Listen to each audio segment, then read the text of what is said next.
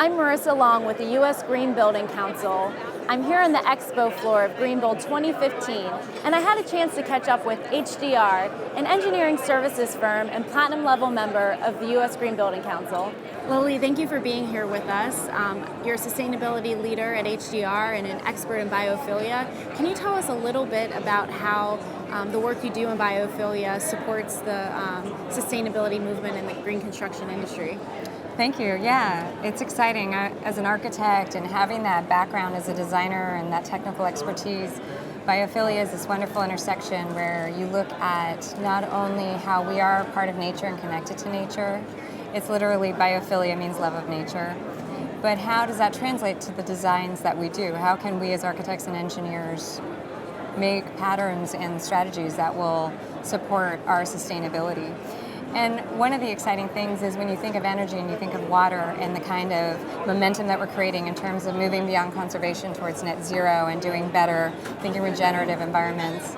Sustainability has been this great movement towards that, but now with biophilia, we're kind of coming in and looking at the quality of the water, the quality of the light, the quality of how we solve for energy, and how does that serve the humans and the health inside the building?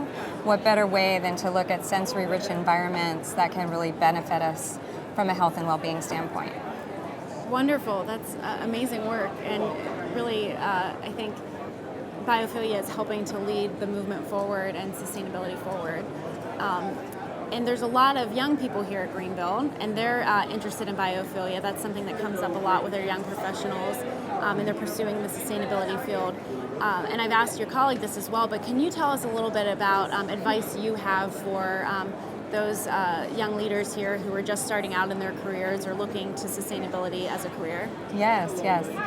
I think it's really interesting when we think about this wild new world that we find ourselves in, and we talk about sustainability from various different vantage points, whether it's the built environment or even earlier today when people talked about food and agriculture and so many diverse issues.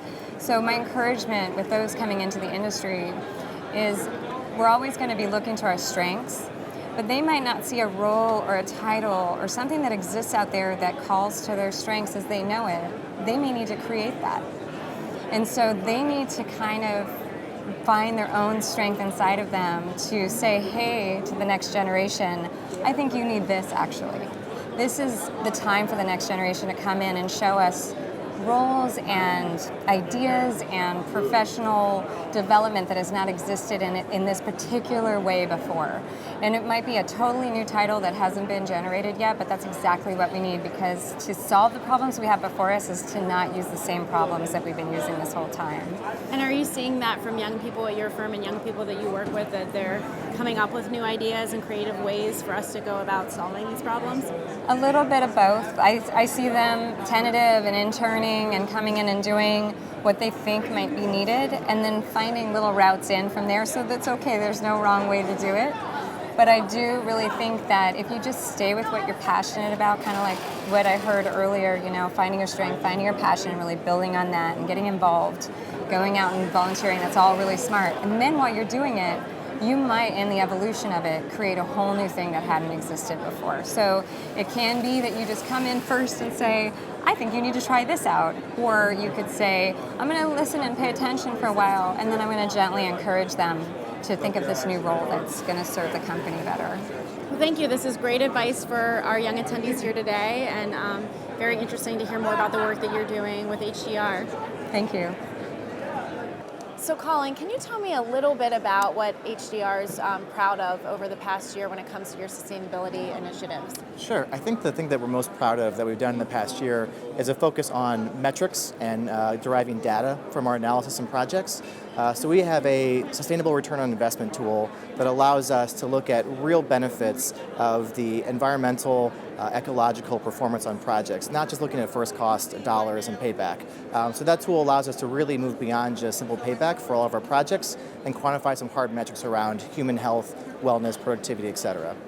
So Colin, can you tell us a little bit about what HDR has planned for next year and beyond? Yeah, definitely. We have 10 very strategic initiatives for 2016. The three that I'm most proud of are our energy modeling initiative. We're creating an in-house parametric tool that will allow us to do thousands of iterations on design within the first 5 minutes of a project. We're also adding health and wellness metrics to a sustainable return on investment tool that will allow us to show clients the benefit of health and wellness design on projects. Benefits often being much higher than energy and water savings on a project. And the third is a resiliency initiative to provide resiliency services to our clients that are looking to plan for future impacts to the built environment and how to respond to that. Great, thank you. Thank you. So Jean, can you tell us a little bit, with your role as a leader in the sustainable design practice for HDR, you incorporate health and wellness and transparency into your sustainability efforts. How do you do that? Well, one of the areas that I do focus on is the research of materials. And I've long been an advocate for transparency for about 15 years. So I've been involved in the development of the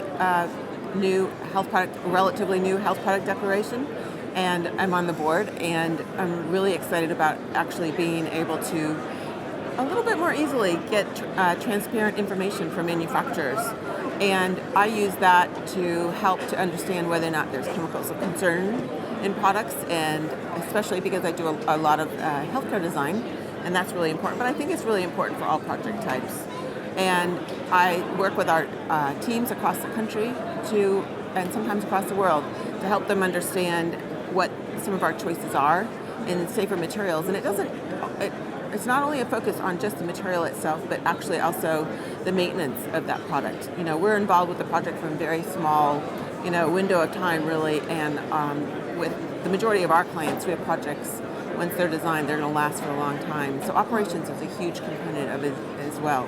So I work with our team so that they really understand not just the materials, the transparent part of it, the information about what goes into those products, but any of chemicals of concern that we can identify and inform our clients about. And then also, how's that product going to be maintained? How do you need to detail it and design it so products that come up against each other, work well together as well? Yeah, transparency is a big component for our newest version of the LEED Green Building rating system. How do you explain to your clients the importance of transparency, or is that something that they're asking for? I would have to say that the majority of our clients are not asking for transparency. It's not something that they're that familiar with. And so I actually educate them about why it's important. Why is the content of that product important to understand? And how is that going to help us make better decisions about which of the products to use? How it could impact their staff, their patients, if it's a healthcare facility, visitors to that particular facility. And we do have some clients that have begun to understand it. We have one client that tried a lot of different flooring products, for instance, in an emergency department. And they finally found a product that works great. And it's really more from an operational perspective. They don't have staff that have asthma or respiratory illness triggered. And so they don't have staff having to go home in the middle of a shift and then find somebody to come in and to fill in for that shift. In a 24/7 operation, that really makes a huge difference for them. So some of them do understand, but I would have to say in general, I do a lot of education with our clients as well as with our staff to help them understand the issues. Yeah, and that's so important. Health and wellness and the transparency piece is such an important part of green construction and why it's growing and why we're doing what we do. Right. I did want to switch gears and ask you one more question. Sure. Unless I could just share one other thing with please. you, why it is so important. The Yes. one thing that I have found with the work that I've done is that by asking a company to be transparent about what is in their product and then identifying some of those chemicals of concern, we've done a lot of work with Kaiser Permanente from that perspective, and I have over the past number of years. And that's actually brought about amazing market transformation. There are products probably out in the expo hall at the moment that were totally transformed in some absolutely positive ways due to the fact that they were willing to be open to Kaiser Permanente and a group of us that were working with them, and they were willing to change how those products are made. So yeah, I've seen some really amazing success stories over the years. Thank you, and thank you for being a leader and doing this. And that's a great segue to the other question I did want to ask you. We have a lot of young people here at Greenbuild. We are working really hard to educate them, and this is the next generation of sustainability leaders. What advice do you have for young professionals getting ready to enter the workforce or just entering the workforce around green buildings and green construction? I suggest that they really try to identify, what passions they might have, and to get involved with some professional organizations, including the USGBC, and to find a committee to get involved with, or some committees, to find other people with like interests that you can really run with your passions with in maybe some amazing effort, and to learn from them. And as well, you really have that opportunity to get better connected in the broader design community, and you never know, where that could end up leading you to an amazing job in the future, or just, gaining a lot of knowledge and becoming an expert yourself in a particular area, and making some new friends. Great, yes, that's great advice. Well, thank you so much, Jean, for taking the time. Thank you very much. Thank you to Colin, Lily, and Jean from HDR for taking the time to speak with us here at Greenbuild 2015.